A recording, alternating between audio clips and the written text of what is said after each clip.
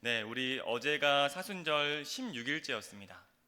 우리 묵상하시는 분들은 아시겠죠? 그래서 24일 남았습니다. 사순절 24일이면은 많다고 생각하시면은 많은 날이 남았고, 또 적다고 생각하시면은 이제 적은 날이 남았죠. 그래서 우리가 사순절을 이제 마무리하면은 한 5월쯤 되죠? 그죠? 그렇지 않나요? 네. 뭐 그죠? 저 혼자 뭐 사순절 지내고 있나요? 네, 이제 마무리하면 5월쯤 될 것 같은데요. 이 16일 토요일 묵상 주제가 평안이었습니다. 그래서 우리가 오늘 평화에 대해서 말씀 나눠볼 텐데, 여러분 혹시 그 강약약강이란 말 들어보셨습니까? 혹시 모르시는 분들도 있더라고요. 이게 약간 좀 더 세대 차이 나나 이런 느낌이 들었는데, 강한 자에게는 그 약하게 대하고 약한 자에게는 강하게 대한다. 그래서 약간 비겁한 태도를 가진 사람들, 강약약강이다 이렇게 하는데, 네, 오늘은 이 세계의 평화라는 것이 사실은 강약약강이다, 이것을 말씀드리고, 하나님의 평화는 다르다, 이것을 전하려고 합니다. 여러분, 이 세계 질서가 이 강한 자에게 약하게 대하는 방식으로, 그리고 약한 자에게 강하게 대하는 방식으로 이 질서가 편성되었습니다. 역사를 보시더라도 그걸 알 수 있는데, 이 세상의 질서가 어느 순간 이제 우리가 보시면 국지적인 전쟁은 있지만 세계 대전을 하진 않잖아요. 그러니까 어쨌든 이런 것을 세상적으로 볼 때는 누군가 인류의 대다수는 평화롭다고 말할 겁니다. 인류의 대다수는 물론 우크라이나나 아니면 뭐 팔레스타인 지역에 있는 사람들을 제외하고는 거의 다 평화롭다고 할 거죠. 그러면은 우리가 과연 하나님의 평화는 무엇인가? 이 시대가 평화로운가? 우리가 말씀을 살펴봤으면 좋겠습니다. 제가 첫 번째로 여러분들에게 전하고 싶은 것은 정의가 빠진 평화입니다. 세상의 평화를 설명하는 굉장히 중요한 단어일 텐데, 우선은 하나님의 평화에 대해서 우리가 배우기 전에 먼저 현대인들이 가지고 있는 평화에 대한 오해 몇 가지를 우리가 좀 짚고 넘어가야 할 것이 있습니다. 우리는 평화를 갈등이 없는 상태라고 여깁니다. 네. 그래서 여러분도 마음속으로 평화를 어떻게 생각하시는지 한번 살펴보셨으면 좋겠는데, 내가 지금 평화의 반대말을 다툼이나 분쟁이라고 생각하고 있으면은 우리가 현대인의 어떤 그 평화 의식을 가지고 있는 겁니다. 여러분들도 평화의 반대말이 다툼이나 분쟁이라고 생각하셨습니까? 네, 아마도 거의 대부분 그럴 텐데, 근데 성경적인 평화는 우리가 가진 상식과는 조금 다릅니다. 성경에서 평화를 그 구약에서는 어떤 말로 씁니까? 히브리 말로 뭐라고 합니까? 자, 우리 유치부나 아동부에서는 알 텐데 이 뭡니까? 그죠? 샬롬 하지 않습니까? 예, 어려운 단어 아니죠? 샬롬을 바로 평화라고 하죠. 그리고 신약에서는 에이르네라는 단어를 씁니다. 근데 이 단어는 둘 다 하나님의 말씀이 잘 지켜지고 있는 상태를 의미합니다. 하나님의 말씀이 잘 지켜져서 충만하고 아주 풍성하고 어떤 하나된 상태를 의미하는 것이 샬롬입니다. 우리가 생각하는 평화의 모습과 비슷해 보이기도 합니다. 그런데 우리가 더 곰곰이 생각해 볼 필요가 있는데, 우리가 나는 평화주의자야 라고 말을 할 때, 나는 평화주의자야 라고 하는 그 뜻은 나는 다툼이 싫어요 이런 뜻입니다. 그죠? 나는 다툼이 싫어요, 나는 평화주의자야, 이렇게 이야기를 합니다. 그런데 하나님 보실 때에는 이 평화와 샬롬이 조금 미묘하게 다르다는 것입니다. 왜냐하면은 하나님의 말씀이 이루어진다는 것은, 그것은 다툼이 없는 상태가 아니라 하나님의 말씀이 이루어져서 일종의 정의로운 상황이 되었다, 이것을 의미합니다. 그래서 하나님의 평화에는 일종의 올바름이라는 성격이 연합되어 있다는 것입니다. 많이 이해되시죠? 당연하죠. 하나님의 말씀이 선하시고 올바르시기 때문에 그 말씀이 이루어져 있으면은 그 상태는 당연히 올바르고 정의로울 수 있습니다. 자, 그러면은 성경은 불의한 질서가 다툼이 없는 상태로 고착되었을 때 그때도 그 상황을 평화라고 이야기할까요? 예. 이제 우리의 뭔가 머릿속에 조금씩 균열이 생기죠? 그래서 천성적으로 여러분 그 다툼을 싫어하시는 분들이 있습니다. 천성적으로 그냥 싸우는 게 싫으신 분들이 있습니다. 여러분들이 믿으실지 모르겠지만 저는 천성적으로 싸움이나 다툼을 좀 싫어하는 사람입니다. 믿으십니까? 네. 네. 그래서 제가 이 황희정승을 모르시더라고요. 예. 그러니까 옛날에는 저희 때는 위인전을 많이 읽었습니다. 여러분 혹시 황희정승 아십니까? 황희정승. 네. 30대들은 약간 이게 고개를 이제 끄덕이고 있는데 20대들은 황희정승 잘 모르죠. 황희정승에 굉장히 유명한 일화가 있습니다. 황희정승이 거의 평화의 사도거든요. 그래서 그 여종 둘이 싸운 겁니다. 그 노비가 싸운 거죠. 그래가지고 이 한 여종이 그 황희정승 그 대감한테 대감마님, 제가 저한테 뭐 이렇게 잘못을 했습니다 하면서 싸운 얘기를 하는 거예요. 그러니까 황희정승이 네 말이 옳다. 네가 옳다라고 했습니다. 그때 또 반대편에서 다른 여종이 대감마님, 사실 그것은 제가 잘못한 게 아니라 바로 상대편 저 친구가 잘못한 겁니다 라고 하니까 황희정승이 들어보더니 그래, 네 말도 옳다 이렇게 한 거예요.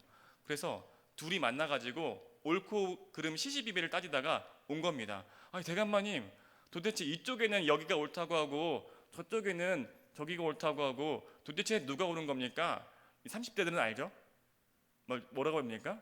둘 다 옳다 이렇게 했다. 그래서 황희정승은 평화로운 정승이었다. 이게 위인전에 실려있는 아주 유명한 일화입니다. 아무도 모르는 것 같은데, 이래서 평화를 사랑하는 사람들, 특별히 다툼을 싫어하는 사람을 저희 때에는 황희정승이다 이렇게 불렀습니다. 이 얘기를 왜 했을까요? 네, 정말 아무도 이해하지 못하는 예화인데 시간만 날린 것 같습니다. 근데 제가 어렸을 때는 황희정승이라는 이렇게 별명을 가지고 있었거든요. 근데 제가 예수님을 믿은 다음부터 이 싸움을 시작했습니다.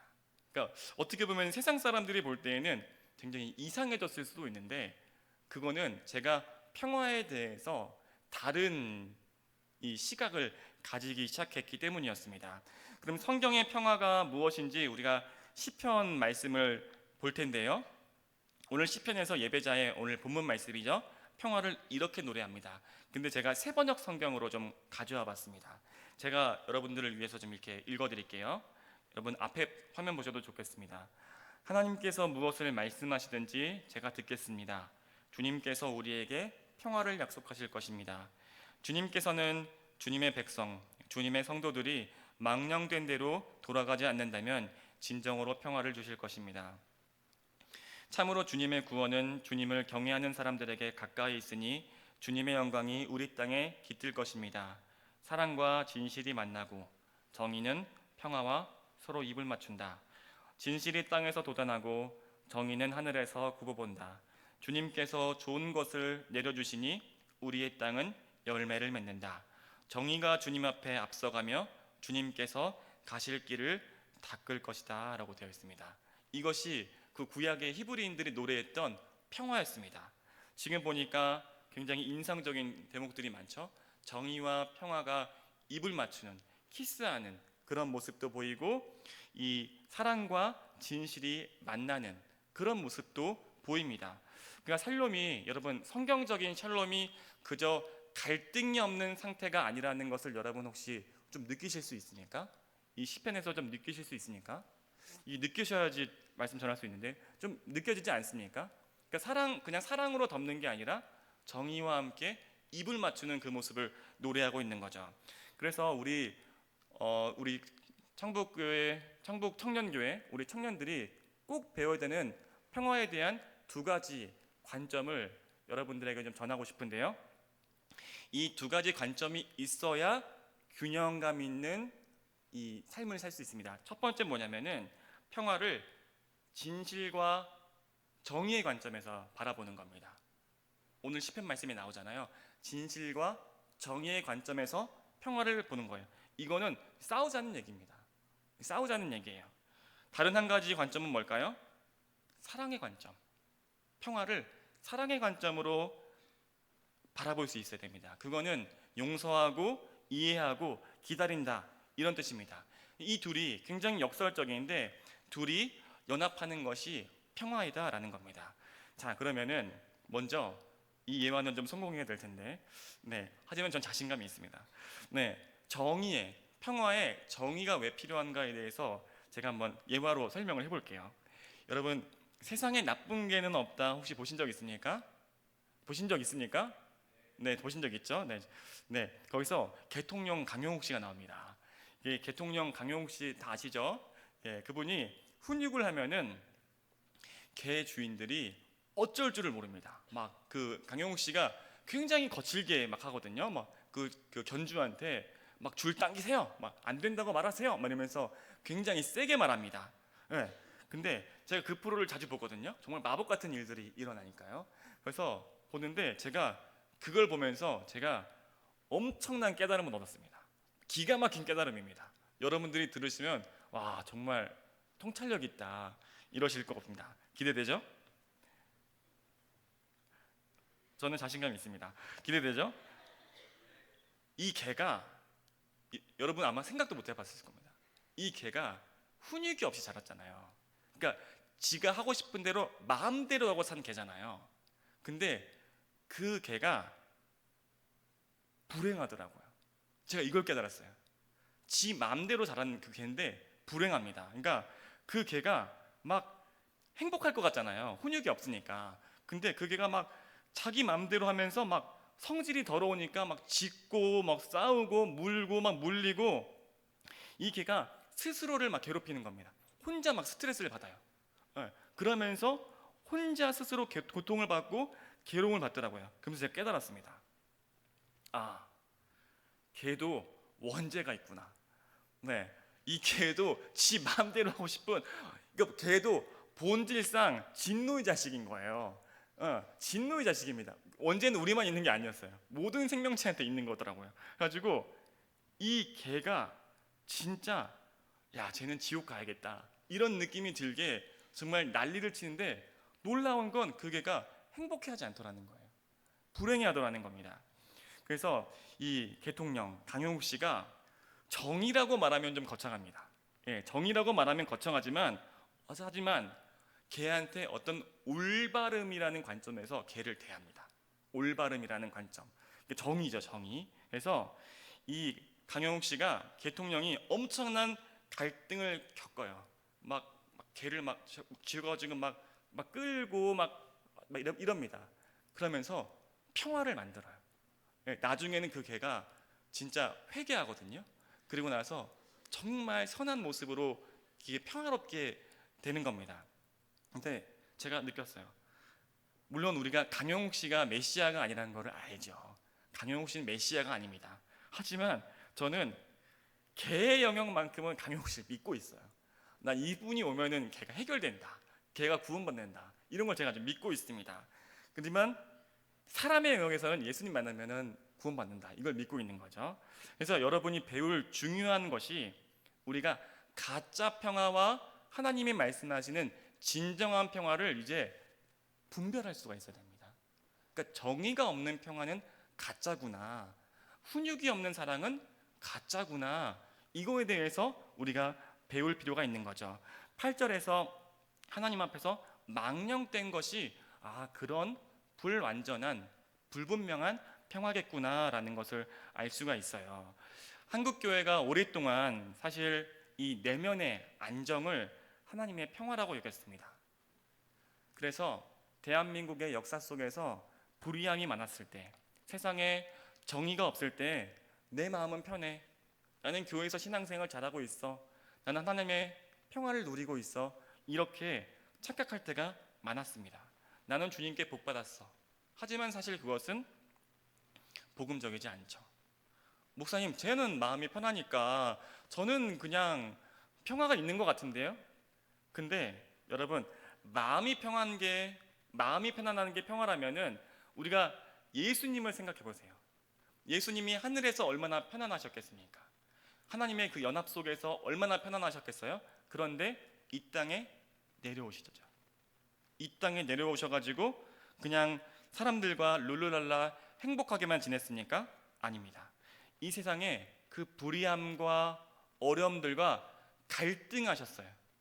그렇게 갈등하시면서 불의의 현장에서 정의를 세우려고 노력하시고, 그리고 그 다음에 평화를 만드시려고 되게 노력하셨던 거죠.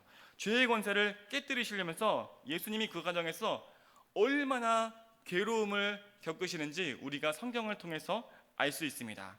여러분, 우리 그 대통령 강용욱도 그 얼마나 그 괴로움을 겪습니까? 하물며 주님께서 얼마나 큰 그 괴로움을 겪으셨겠습니까? 그래서 예레미야나 많은 선지자들이 하나님의 평화를 만드는 과정 중에서 우울증을 경험합니다. 그리고 극심한 분노를 느낍니다. 그래서 여러분이 하나님의 평화를 만들기 위해서, 또 정의를 세우기 위해서 그 죄악과 싸우면서 겪고 있는 그 힘든 어려움들은 하나님 보시기에 너무나 선한 것입니다. 여러분이 마음 졸이고 괴롭고 손해보는 것은 하나님 보시기에 너무나 아름다운, 하나님 보시기에 너무나 아름다운 그런 귀한 예배의 모습입니다. 그래서 내가 지금 이렇게 마음 쓰고 힘들고 손해보는 것이 세상에서는 알아주지 않는다 하더라도 하나님께서는 그 수고와 노력을 하나님은 알고 계신 줄 믿습니다. 여러분, 세상의 죄악과 싸우고 또 내 내면의 죄악과 싸우는 그때 어려움이 있습니다. 내 내면과 싸울 때 나의 연약한 모습을 바라보게 됩니다. 그렇지만 또 넘어지면서 실패할 때 나는 안 된다, 왜 나는 이렇게 죄인일까 마음으로 속상할 수 있지만, 그 괴로움도 하나님 보실 때는 너무나 선한 것입니다. 왜냐하면 올바름과 그리고 진정한 평화를 위해서 나아가고 있기 때문입니다. 여러분, 그래서 그 힘들고 어려움들 또 수치심에 대해서 부끄러워할 필요가 없습니다. 오히려 죄악에 눈 감으면서 평안하다 평안하다 말하는 그 거짓 선지자들이 심판을 받을 것입니다. 그 거짓 평화에 대해서 우리는 부끄러워해야 합니다. 이제 우리는 올바른 평화를 세워나가야 하는 것이죠. 이제 우리가 한국교회에 있었던, 더 이상 과거에 있었던 내 마음 편안하고 내가 즐거우면 평안한 것이다 라고 했던 우리가 그 영성에서는 벗어날 필요가 있습니다. 여러분들이 그 시작입니다. 우리가 그러면은 청년교회라는 이름을 걸 필요도 없는 것이죠. 여러분, 평화의 관점은 진실과 정의로만 끝나진 않습니다. 여러분 다 아시죠? 뭐가 필요합니까? 사랑이 필요합니다. 아시죠? 네, 사랑이 필요합니다. 이게 세상과 결정적인 차이입니다.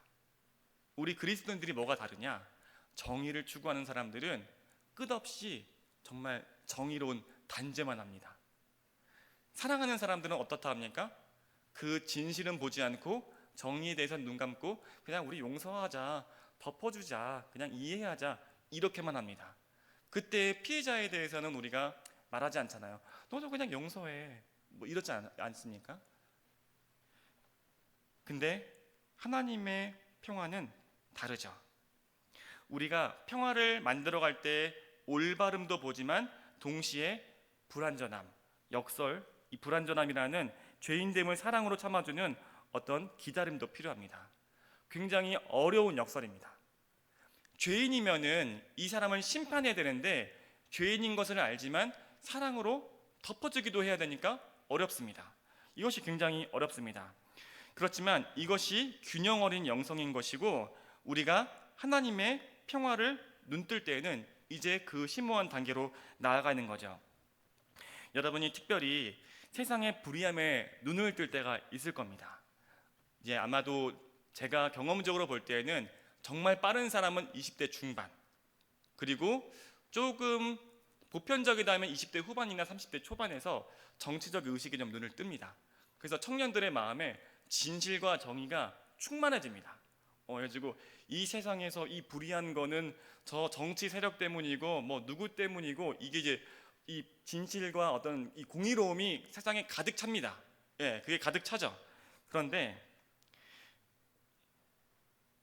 내 마음에 그 진실과 이 정의를, 그 칼을 담을 수 없는 사랑의 그릇, 이것이 없으면 평화가 깨집니다. 그러니까 날카로운 검을 가지고 있지만 그 검을 다른 사람들에게 휘둘러서 상처를 주기도 하고 또 내 내면에 상처를 주기도 합니다. 그래서 검이 날카로운데 검집이 작으니까 내 마음을 다쳐서 예레미야가 우울증에 걸리는 겁니다. 예레미야가 너무나 화가 나고 너무나 억울하고 슬퍼서 우울증에 걸리는 겁니다. 저 죄인들, 하지만 사랑해야 하고 하지만 너무나 밉고, 그러니까 예레미야가 우울증에 걸리는 거예요. 이사야도 마찬가지입니다.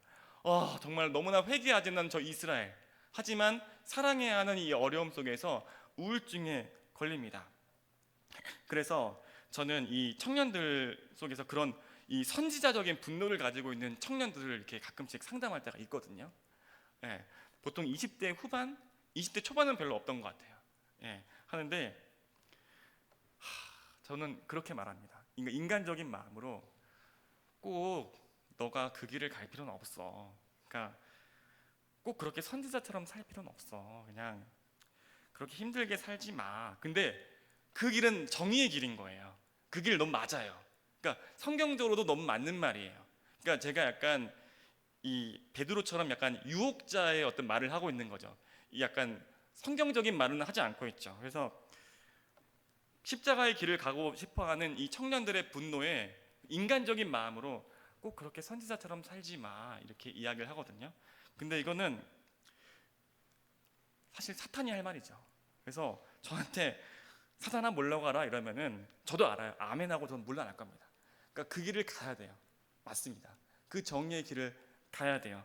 하지만 그 길이 힘들기 때문에 인간적인 마음으론 가지 않았으면 좋겠다. 내가 가보니까 너무 힘들더라. 하지만 그 길이 의미가 있고 생명이 있더라 라는 것은 이야기할 수 있죠. 그래서 제가 예수님에 대해서 묵상할 때 예수님이 특별히 대단하신 것이 예수님께서 그 내면의 평안함을 잃으실 때도 있긴 합니다. 그러니까 그 사복음서를 보면은 예수님께서 스트레스가 극에 달하셨구나라는 게 느껴질 때가 있어요. 심지어 예수님인데도, 하나님이신데도 이 세상에 죄악과 싸울 때 스트레스가 느껴져요. 그런데 예수님이 선지자들보다 나은 부분이 있어요. 확실히 예수님은 예수님인 것 같아요. 예수님께서 그럼에도 불구하고 온 세상의 죄악을 지금 감당하시고 있는데 그럼에도 불구하고 삶을 긍정하고 소망을 잃지 않고 사랑을 이야기합니다. 그래서 예수님께서 그런 말씀하시거든요. 저 하늘에 나는 새를 보아라, 이렇게 해요. 그러니까 이게 지나가다가 저 하늘에 나는 새를 보아라, 그리고 저기 핀 저 꽃을 보아라, 너무 아름답지 않느냐? 하나님 저걸 저렇게 사랑하신다. 하물며 너희를 사랑하지 않겠느냐? 이렇게 말씀하시거든요. 20대 초반 친구들은 이럴 거예요. 예수님 멋있다. 예수님 시인 같아. 너무 낭만적이다. 이렇게 하지만 이제 그 정의의 어떤 이 눈뜬 청년들은 알 겁니다. 죄인들을 사랑하시고 있구나. 그렇지만 그 분노에 길을 잃지 않으시고 용서하시면서 웃으시는구나. 그래서 예수님께서 그 죄인의 집에서 함께 먹고 마시며 웃으셨다라는 그 성경 기록을 보면 이게 마음이 좀 짠해요. 짠합니다. 예수님 슬프셨겠다. 하지만 동시에 행복하셨겠다. 많은 청년들이 저한테 정답을 물어봅니다. 기독교의 정답을 물어봐요. 목사님, 사랑이 맞는 거 아닙니까? 용서해야 되는 거 아니에요? 반대편도 있습니다. 목사님, 정의로워야 되는 거 아닙니까? 하나의 관점으로 세계를 이해하고 싶어 합니다. 그런데 여러분, 제가 정답을 알려드리겠습니다. 성경적인 정답은 사랑과 진실이 만나고 정의와 평화가 입을 맞추는 연합에 있습니다. 이게 성경의 정답입니다. 균형, 연합, 밸런스에 있는 겁니다. 하나님이 연합하신 것처럼요. 근데 여러분들이 궁금한 건 그걸 겁니다. 내가 지금 갈등하는 상황, 내가 어떤 사람과 다투고 있는데 이 속에서 정의를 위해서 싸워야 하는지 아니면 사랑으로 덮어주고 기다려야 하는지, 이게 궁금할 거예요. 근데 이걸 어떻게 알 수 있냐? 이거는 알 수가 없습니다. 알 수 없어요. 여러분이 지금 갈등하고 있는 그 사람과 어떻게 해야 될지는 성경에서 말하지 않습니다. 둘 다 말하고 있는 거죠. 그러니까 어떻게 합니까? 성경을 안다고 해서 우리가 정답을 가지고 살아갈 수 없어요. 그러니까 모르겠어서 겸손하게 기도하는 겁니다. 하나님 어떻게 해야 하죠? 하나님 어떻게 해야 하죠? 물어보는 겁니다. 그리고 물어볼 때도 잘 모르겠어요. 그때에는 교회 공동체가 필요한 겁니다. 믿음의 선배들에게도 물어보고 이런 상황인데 어떻게 해야 할까요? 물어보는 겁니다. 그래서 교회 공동체가 필요한 것이죠. 여러분, 사랑과 진실이 만나고 정의가 평화가 입맞추는 진정한 평화를 살아가시길 주님의 이름으로 축복합니다. 두 번째입니다. 힘으로 만드는 평화입니다. 세상의 평화는 힘으로 편성된 원리라는 것을 나누고 싶습니다. 여러분, 첫 번째 요지 속에서 세상의 평화가 정의가 없다라고 이야기했는데 왜 그러냐면은 세상의 평화는, 이 질서는 힘 있는 자들이 만들었기 때문입니다. 그 태생적인 한계를 가지고 있습니다. 예수님께서는 이 질서의 근본적인 이 정신을 허물려고 노력하셨습니다. 여러분이 배워두면 좀 있어 보이는 말이 있는데요. 여러분, 팍스 로마나라는 말 혹시 들어보셨습니까? 팍스 로마나라는 말 아십니까? 예, 있어 보이니까 여러분 외우십시오. 예, 팍스가 평화라는 뜻이고 로마나라는 뜻이 딱 로마 같죠? 예, 로마, 그 로마의 평화, 로마로 인한 평화를 뜻하는 말입니다. 로마 제국 때문에 이 온 세계가 평화롭다라는 약간 자신감 있는 선언이기도 합니다. 이 예수님 시대를 보면은 예수님 태어나셨을 때 그 황제 아우구스투스가 이 호정령을 내리지 않습니까? 그러니까 그때 이후로 쭉 굉장히 평안한 시대가 몇백 년간 이어졌기 때문에 그 시대 속에서 팍스 로마나라는 말이 굉장히 유행했습니다. 그런데 여러분, 팍스 로마나는 성경적인 샬롬의 반대 개념이라는 것을 먼저 여러분들이 이해하실 필요가 있습니다. 팍스 로마나를 가만히 자세히 살펴보면은 로마 제국은 평화로웠지만 그들은 이방 민족의 땅을 정복하고 노예로 삼았습니다. 그래서 그 땅을 빼앗아서 귀족 소유의 대농장으로 만들었고 또 거기 주민들은 노예로 삼았던 거죠. 그래서 그 식민지의 재화가 로마로 흘러 들어왔습니다. 그래서 로마의 유력한 정치인들, 군인들, 그들에게 이 재화를 나누어 주었습니다. 그러니까 그들은 이 식민지의 어떤 이 탈취했던 이 물품들을 가지고 이 로마의 부와 번영을 이뤘던 거죠. 그래서 이 로마 내부적으로 정복 전쟁을 멈출 수가 없었습니다. 왜 그럴까요? 1번 장군 땅 받았고 2번 장군 땅 받았고 3번 장군 땅 받을 차례인데 정복 전쟁이 없으면 어떻습니까? 그럼 그땐 반란인 거예요. 그러니까 로마 제국은 필연적으로 계속해서 정복 전쟁을 해야 했습니다. 실제로 로마가 정복 전쟁을 멈췄을 때 이 서로마 제국이 실제로 멸망했던 거죠. 그래서 성경은 이 로마 제국의 특성을 피에 취한 음녀이다 이렇게 표현을 합니다. 피에 취한 음란한 여인이다 이렇게 설명을 하는데, 왜냐하면은 계속 타인의 피를 마심으로 유지할 수 있었던 쾌락과 안정이었던 것입니다. 그것이 팍스 로마나의 정의였던 거죠. 그래서 로마인들이 당시에는 내 인생 좋고 잘 사니까 그때를 팍스 로마나라고 이야기를 했습니다. 이 이야기를 왜 했는가? 본론인데 우리 그리스도인 안에도 팍스 로마나에 대한 믿음이 있습니다. 힘을 통해서만 내가 평화를 만들 수 있다라는 믿음을 가지고 있습니다.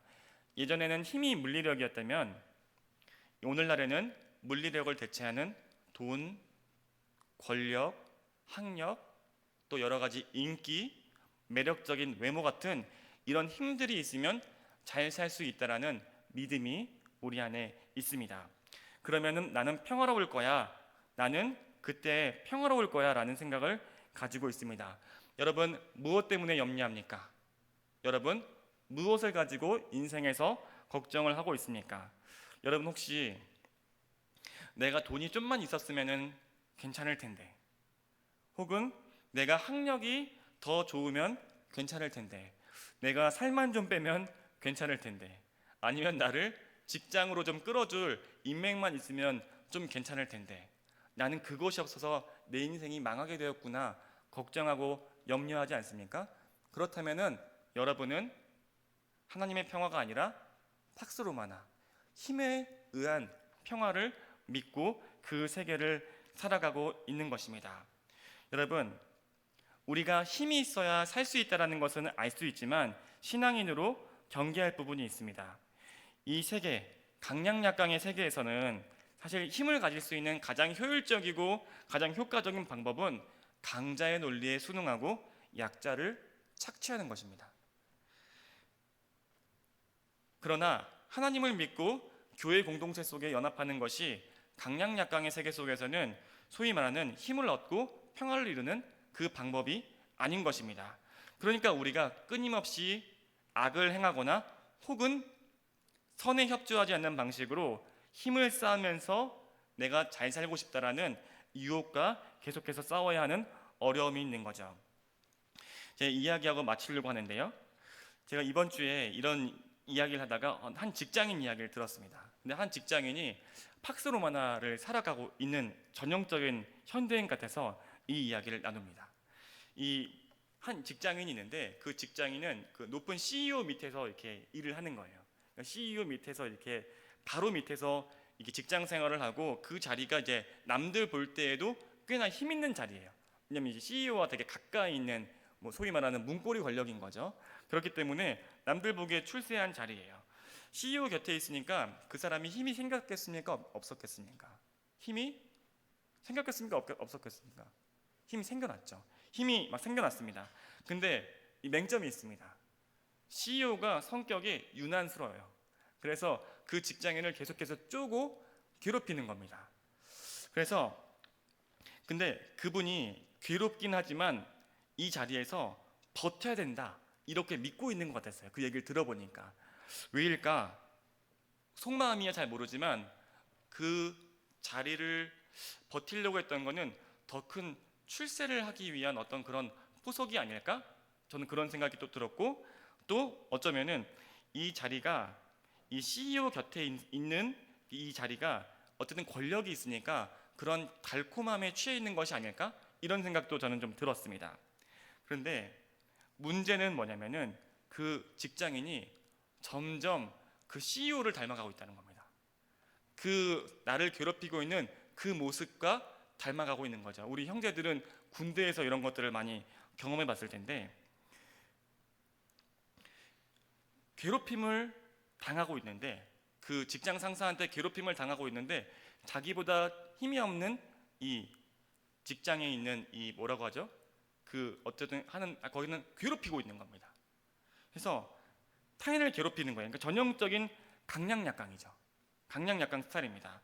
근데 이분이 보니까 팍스로마나를 살고 있더라고요. 왜냐하면은 결국 더 큰 힘을 얻으려면은 힘 있는 자에게 붙어야 된다. 이 철학을 가지고 사시는 거예요. 그래야 내가 나중에라도 힘을 얻고 안전하고 평화로울 수 있다. 이거를 지금 믿고 계신 것 같았어요. 그런데 이런 세상의 논리가 여러분 괴물이 되기 십상입니다. 우리 청년들 올라가고 싶습니까? 이거 우리가 분별하지 못하면 이러한 괴물이 될 수가 있습니다. 팍스 로마나에서는 힘을 얻기 위해서 더 힘 있는 자에게 보이는 것이 지혜입니다. 그리고 힘을 얻기 위해서 괴롭힘을 당하고 피해자에게를 그 직장인이 자처하고 있어요. 그래서 그 사람은 당하면서 힘을 키워요. 그러면서 마음속으로 어떤 논리를 키우냐면은 나도 힘없을 땐 당했어. 나도 힘없을 땐 당했어. 그리고 나서 타인을 이렇게 괴롭히는 것이 나도 참았어 이러면서 그렇게 괴롭히는 겁니다. 그래서 폭력을 내재화시키는 거예요. 나도 당했고 나도 참았어. 너는 왜 못 참아? 요즘 애들은 말이야. 이렇게 되는 겁니다. 근데 이 세상의 논리에서 이걸 견디면서 올라온 사람들은 똑같은 이 폭력의 논리를 내면에 심고 오는 겁니다. 그래서 성경은 이 세상이 타락한 상태다라고 이야기를 합니다. 우리는 더 잘 살기 위해서 힘을 얻고 싶은데 그 힘에 취해서 우리의 인생이 망해가기도 한다는 것입니다. 여러분, 그리스도인들은 믿음으로 하나님 나라를 살아갑니다. 근데 이것은 현재 타락한 세상에서 잘 먹고 잘 사는 길은 아닙니다. 그것은 장차 올 세상을 소망하며 살아가는 것입니다. 여러분, 우리는 이 세상 속에서 어쩌면 무력합니다. 그렇지만 우리 안에 하나님에 대한 믿음을 가지고 있을 때, 우리가 세상의 힘을 포기할 때 하나님의 그 방식이 우리 안에서 힘이 되어줄 줄로 믿습니다. 우리 함께 좀 기도했으면 좋겠는데요. 우리 함께 기도했으면 좋겠는데,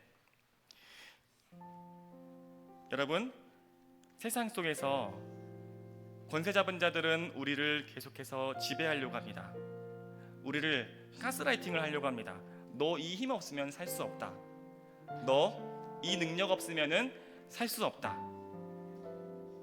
그런데 제가 김경일 심리학 교수님의 그 강의를 들으면서 가스라이팅에 벗어나는 아주 간단한 방법을 그분이 강의에서 알려주시더라고요.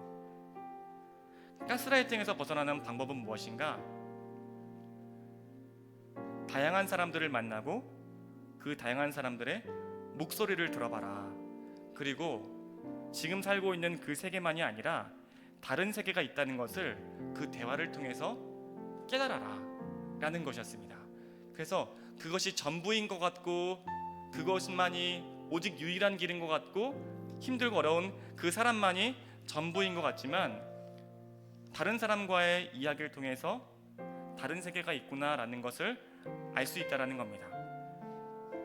우리가 오늘 하나님의 말씀을 통해서 이 세상에 서 있는 새로운 평화에 대해서 우리가 함께 노래했으면 좋겠습니다. 우리가 하나님이 주시는 평화를 마음속으로 품고 우리 마음속에 있는 걱정과 근심 염려를 회개하며 나아갔으면 좋겠습니다. 우리 함께 내 영혼의 그윽히 깊은 데서 함께 찬양하며 나아갑시다.